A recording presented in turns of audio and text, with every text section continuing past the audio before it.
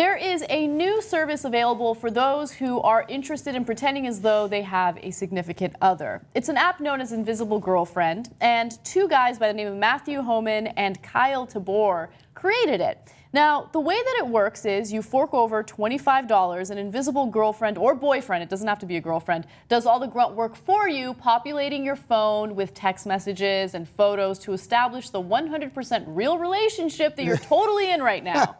Now, that's Daily Dot's words on this. Every user gets 10 free text messages with his or her fake boo upon sign up. If you want more than that, and it will probably require more than that to fool everyone, including yourself, into thinking you're in love, you will have to pay the $25 monthly fee. The paid versions of the service give you 100 text messages, 10 voicemails, and 1 handwritten postcard from your invisible girlfriend or boyfriend. So when I was reading about this, I was thinking, wow, that's really sad. Like, why would people do this? Don't lie to yourself. Like, why would you lie to people and tell them that you're in a relationship when you're not? Yeah. Especially when you want to be in a relationship. The best way to get into a relationship is to tell people that you're single and you're ready to mingle, right? Yeah. But in this case, you're like, no, I'm totally taken.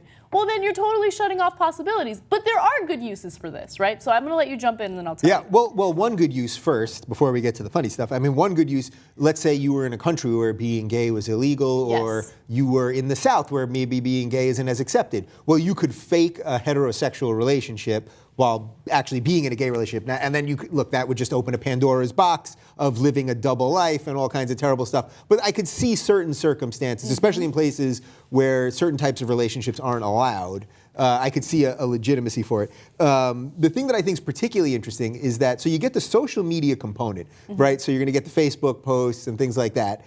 Okay, so that's fine, that's for the public.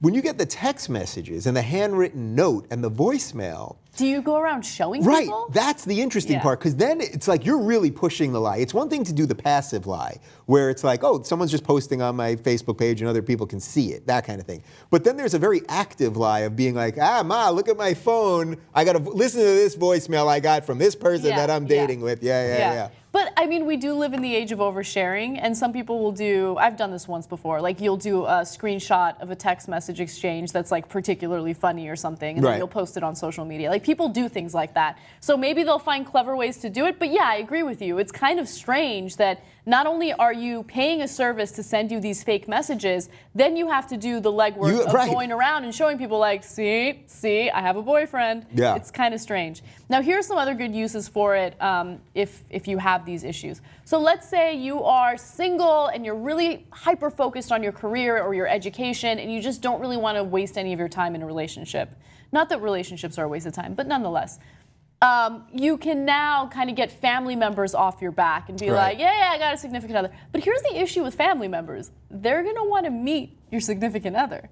Right. How long can you get this charade going? Do you get to pick where this, I'm in a long distance, he lives in Kuala Lumpur. You know what I mean? Like, how far does this person live? Like, that's the thing. Eventually, this thing will crumble around you. As most lies usually do, eventually, it's like when you flush the toilet and it's swirling, and eventually it's gonna just go down. Like, that's pretty much what's gonna be happening here. But when we did this story on my show today, and I was thinking, like, doesn't it show how exhausting social media has become? Yes. Sort of, like, that you could in the old days, you could either be in a relationship or not, or lie about it. Now, if you're going to lie about it, you have to actually pay someone to give you the proof of the lie. It's just like, it's a lot that people are putting out there on a day-to-day basis. Absolutely. I mean, there's a lot of pressure to overshare. A lot of people do overshare. It's a huge part of our lives today. It's interesting. How much are you paying Christian per month to pretend to be your boifriend, by the way? Not much. Not much? Not okay. much. All right. This sounds like it's a good opportunity for them to open up and expand it. Even if there's a person just acts like, there's an actual person who acts like they're your significant other, boyfriend or girlfriend, in the situation where, hey, if you give $100 a month, it'd be an actual person that knows things you're saying, and I'll respond and act like your significant other. And then even, it's going to advance further. And maybe for $200 a month, I'll send you a couple of pictures. Like there's a girl, like there's a guy who's like, yeah, my girlfriend probably send me a couple of nudies. And then that starts happening. This could advance to the point where somebody can really make some money doing Right. it. It might turn into a porn service. Right, that's what I was going to say. For $300 a month, they'll sleep with you, and then it's basically a prostitute. So like, it all comes around. I like this Right, like expansion. yeah, I that's. like I mean, this you have to expansion. scale They're these creating things jobs. out. You know what I mean? These apps have to be profitable. Yeah. What happens after you sleep with them? What's next? Then you got to fake point. the marriage, fake the pictures, That sounds disastrous. and then you want to get out of the fake marriage, so you have to fake a funeral. That's a good point. That's usually the best way to get out of a marriage. That's the Yeah. one. It is.